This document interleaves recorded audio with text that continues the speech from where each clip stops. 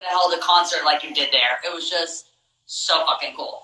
It was epic. You absolutely slayed it. I loved it. I talk about it all the time. I'm like, I brought Miley to Kosovo, and it was like the best. It's like one of my biggest achievements. I loved it so much.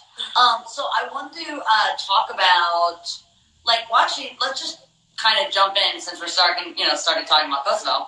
I kind of didn't really understand, like, when I was there, I was, like, Googling you all the time, trying to figure out how you actually grew up. So, like, did you grow up in London and you went back and forth to Kosovo, or what was Yeah, so I was born and raised in London, but my parents moved to Kosovo because of the war. Well, moved from Kosovo to London because of the war.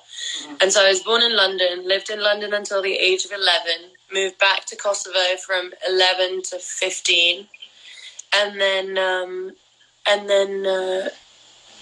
moved to London at 15 on my own to kind of pursue music and do this, basically. So what was it like growing up in Kosovo at the time? Because, I mean, I was there obviously so many years after the war, and you can really still see the kind of remains of the devastation that took place there. Like, what was it like growing up in Kosovo? Because so many people watching us right now, you know, they're watching from all over the world, and right now a lot of countries are experiencing devastation, even just with this virus, you know. Yeah.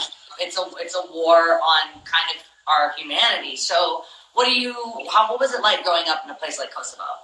Well, you know, for me, Albanian was my first language, so my parents spoke it at home, and I really learned English when I was in school. And I had so much family in Kosovo, so when my parents decided to move back, which was always their intention, you know, after the war, when they lived in London, was always to go back at some point to Kosovo, where all their families are. For me, it was really exciting. So I was like, oh, I can speak the language. Like, this will be a really fun experience. And I just finished year 6 in London.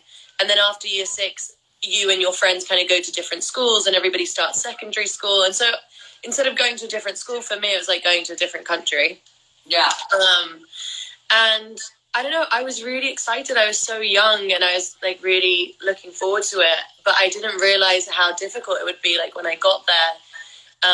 First of all, just to kind of pick up like the reading and writing and be good at grammar and properly go to school there and learn all these different subjects that I was so used to only doing in English, to then doing them in Albanian, alongside tackling being like the new girl, and everybody, you know, already had their friendship groups and everybody knew each other.